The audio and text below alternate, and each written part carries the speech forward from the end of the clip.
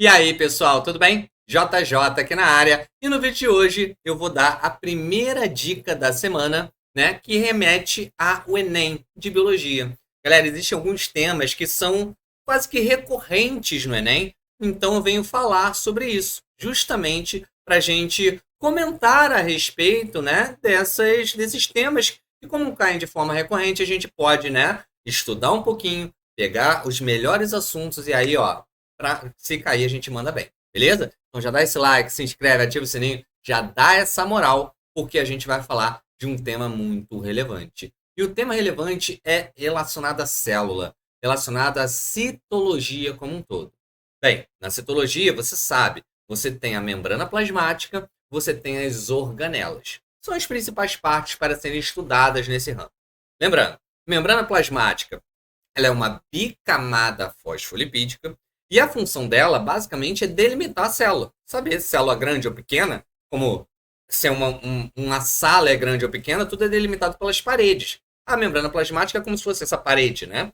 E ela promove o que a gente chama de permeabilidade seletiva, beleza? O que é permeabilidade seletiva? Poxa, que nem uma parede da tua sala. Pode entrar e sair pessoas, cachorrinhos, gatinhos? Pode. Mas não vai entrar um carro, né? Beleza? Então, a membrana plasmática é a mesma coisa, ela permite a entrada e saída de algumas substâncias, não de todas. Isso é a permeabilidade seletiva.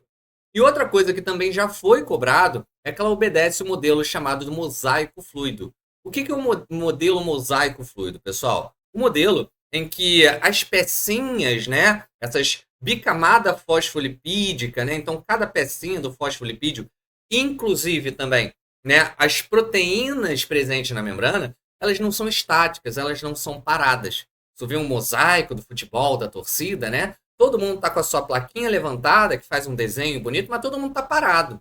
Se cada um começar a se mover dentro da arquibancada, continua sendo um mosaico, mas um mosaico fluido. E, obviamente, não vai fazer um desenho esperado. Beleza? Então, é isso, tá? As pecinhas, elas estão sempre em movimento na célula. Beleza? Já falando de membrana, eu vou falar de algumas especializações, não todas, tá? Vou falar das principais que eu já vi caindo em prova, tá? Microvilosidades é a primeira, presente principalmente nas células epiteliais do intestino, beleza? Essas microvilosidades são basicamente dobras na superfície da membrana que vão aumentar a área de contato, a superfície de contato, permitindo maior contato com esse nutriente, melhor absorção, perfeito? Outra também que pode ser cobrada é o glicocálix. O glicocálix, né, é uma estrutura de reconhecimento celular, permitindo assim essas células de defesa identificar o que é daquele organismo, o que não é, perfeito? Então, pode estar relacionado, por exemplo, à rejeição de órgãos. Então, a gente pode relacionar algumas coisas, células infectadas, né, células cancerosas também, perfeito? Tá? Outra estrutura, né, presente entre células agora, desmossomo.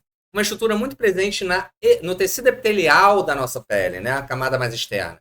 E a camada é uma âncora de filamentos como se estivesse costurando essas duas células e fica tão forte que tu pode puxar a tua pele o quanto for, que ela não vai rasgar, ela não vai se desfazer, beleza? Então, desmossomos é uma parte bastante interessante. Temos mais, como junções comunicantes, plasmodesmo, né? Mas essas são, de fato, as principais. E aí, pessoal?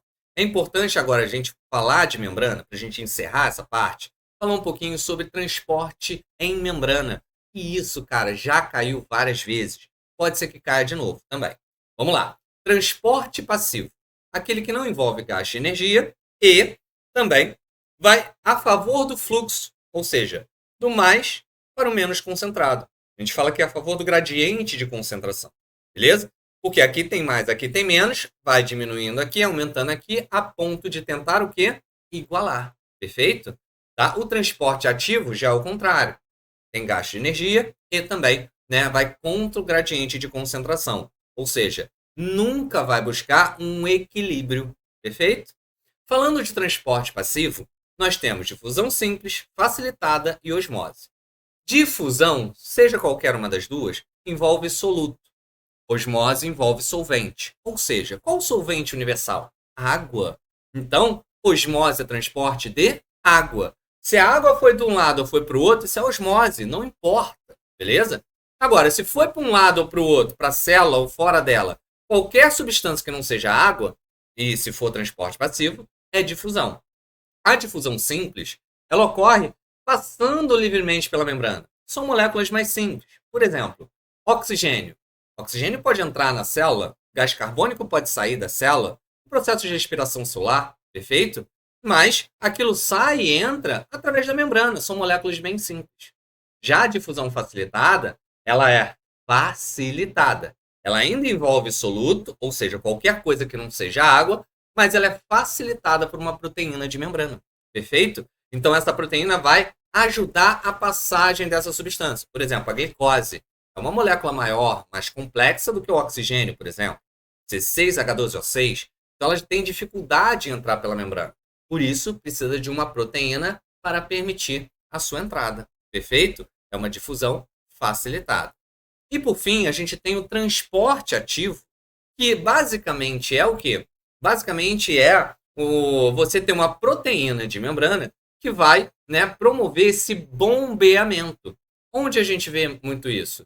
Na bomba de sódio e potássio dentro dos seus neurônios, beleza? Isso é um transporte ativo em que ele bombeia sódio para fora, potássio para dentro, e isso envolve gasto de ATP, nunca permitindo um equilíbrio entre o sódio e o potássio, beleza? Isso dentro e fora da célula, tá?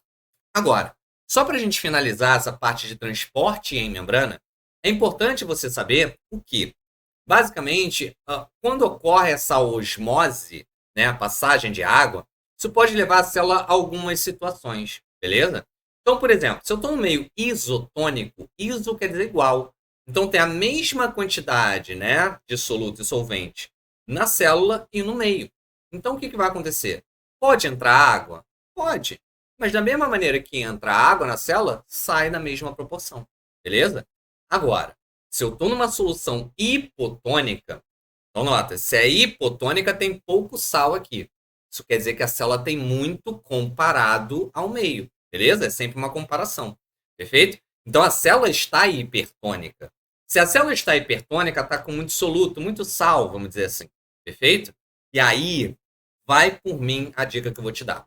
Cara, se você come uma comida muito salgada, beleza? A primeira sensação que você sente é o quê? Sede. Você quer água. Então, se a célula está com muito sal, ela está com sede, ela quer água. Vai entrar água por osmose. E aí entra água por osmose, a célula fica túrgida, inchada, cheia d'água, né? E ela pode romper sua membrana morrendo, que é o que a gente chama de plasmoptise, beleza? Agora, um detalhe, a célula vegetal não sofre plasmoptise porque tem a parede celular, que impede que ela sofra esse rompimento de membrana. Agora, o inverso também pode acontecer, uma solução hipertônica em relação à célula, a célula hipotônica em relação ao meio, né? Então, nesse caso, a célula perde água, né? O que é um meio, entre aspas, que está com sede, beleza? Então, perde água, ela fica murchinha, é um processo chamado de plasmólise. Show de bola? Maravilha. Bem, quando a gente fala, então, né, da parte, tirando essa parte de membrana, a gente tem a parte interna, que é onde está o citoplasma. A primeira estrutura que a gente vai falar é o citoesqueleto, que é formado por microtúbulo, microfilamento e filamento intermediário. Microtúbulos são, né, túbulos maiores, né, em relação ao citoesqueleto. E aí, lembrando, antes de tudo, só tem citoesqueleto células eucariontes. Procarionte, bactéria, não tem citoesqueleto. Vamos lá. Microtúbulo formado por tubulina e vai servir para formar centríolos, beleza? Aquela organelinha que a gente conhece, né? Que vai, o próprio centríolo forma cílios e flagelos, então tem a ver com microtúbulo. Forma as fibras do fuso acromático, que tem a ver com microtúbulo, beleza? Então, é isso, mal ou bem, que tem mais relação com o microtúbulo, ok? Quando a gente fala do microfilamento, já são filamentos de actina. Actina, né? Aquela proteína contrátil junto com a miosina no músculo, lembra? Então, é uma proteína que vai permitir a movimentação celular, aquele movimento ameboide, emissão de pseudópodes, beleza? Né? Vai servir, então, para a citocinese, quando ocorre aquele estrangulamento para a célula se dividir, né? Isso ocorre pelos microfilamentos. O processo de apedese, quando essa célula sai do vaso sanguíneo para ir para outros lugares. A própria fagocitose, né? Que é emite pseudópodes para englobar uma partícula. E também a ciclose, que é o quê? mal ou bem a movimentação de organelas e estruturas dentro da célula. Perfeito? Show de bola? E por fim, os filamentos intermediários, que obviamente têm um tamanho intermediário, né? Eles são formados por uma outra proteína chamada queratina ou citoqueratina, ou seja, queratina a nível celular, tá? E vai promover uma função estrutural de resistência mecânica, beleza? E ele também está presente na estrutura dos desmossomos, que eu já havia falado. Show de bola? Falando aí de organelas, né? Mal bem, tem o núcleo, ou onde tem o material genético, né, o DNA, onde vai comandar a célula, onde vai produzir RNAs para depois formar proteínas, beleza? Falando de maneira geral. Centríolo, que a gente já falou, forma cílio e flagelo, forma as fibras do fuso acromático na divisão celular, seja mitose ou meiose, né? Ribossomo só tem uma função, síntese de proteína, acabou, entendeu? Agora, se ele tiver sozinho, a síntese de proteína é para a célula. Se tiver aderido ao retículo endoplasmático rugoso, né, que é retículo endoplasmático granular, granuloso ou também ergastoplasma, tá? A síntese de proteína ocorre, mas não para a célula, para exportação. Vai ser uma enzima, um muco, um colágeno, outra estrutura, beleza? Tá? E também, né, o retículo rugoso serve para formar as enzimas que vão estar no lisossomo, ok?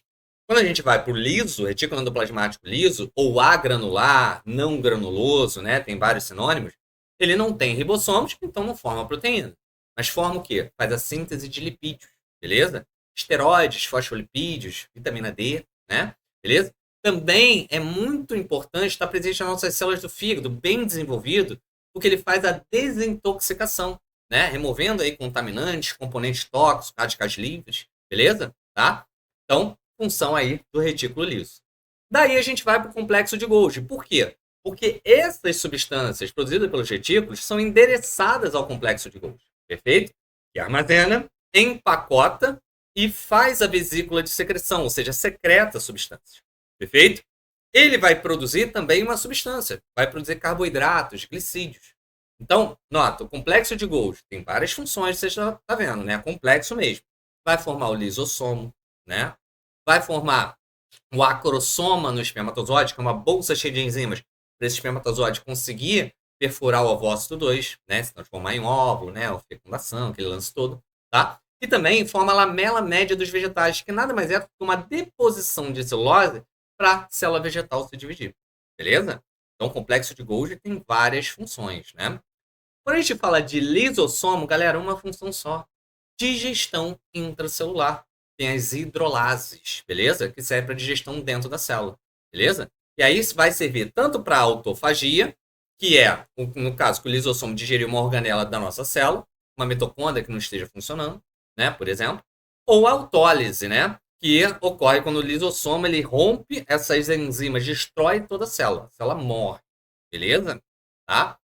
Bem, falando agora de lisossomo, vamos para o outro somo, o peroxissomo. Peroxissomo ele tem duas funções básicas principais. A primeira, ele vai oxidar ácido graxo, né, na síntese de colesterol, da respiração celular, que a gente chama de beta-oxidação. Então, na verdade, a principal função do peroxissomo, mas não é a mais cobrada a nível de vestibular. O que é mais cobrado é a segunda função, é ter enzima catalase, lembra desse nome, para combater radicais livres como peróxido de hidrogênio, beleza?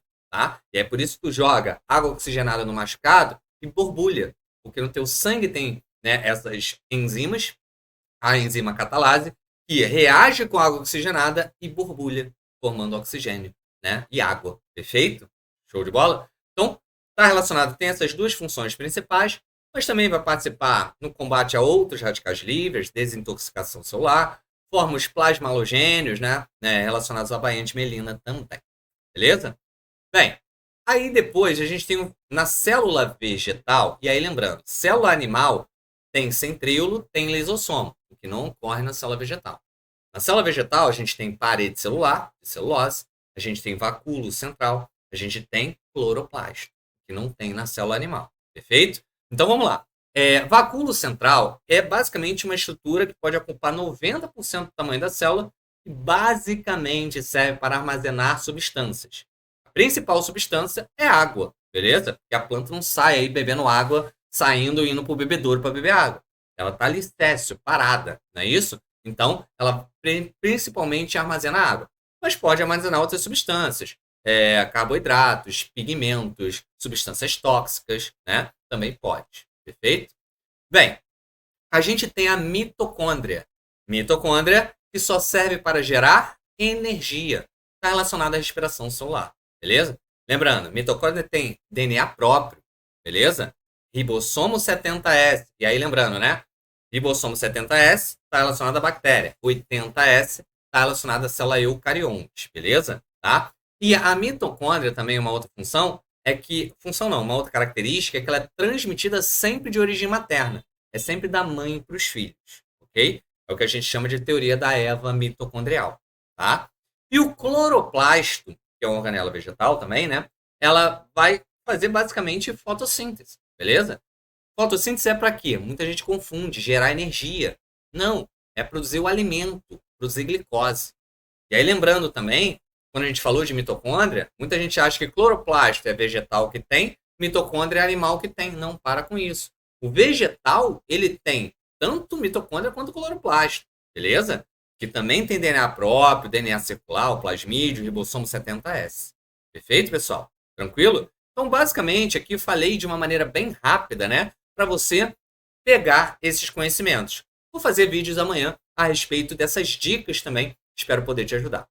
Não esquece de dar esse like, se inscreve, ativa o sininho. Não esquece dessas informações que tem grande chance de cair na sua prova. Vou ficando por aqui. Grande beijo, boa semana, bons estudos e até a próxima. Tchau, tchau.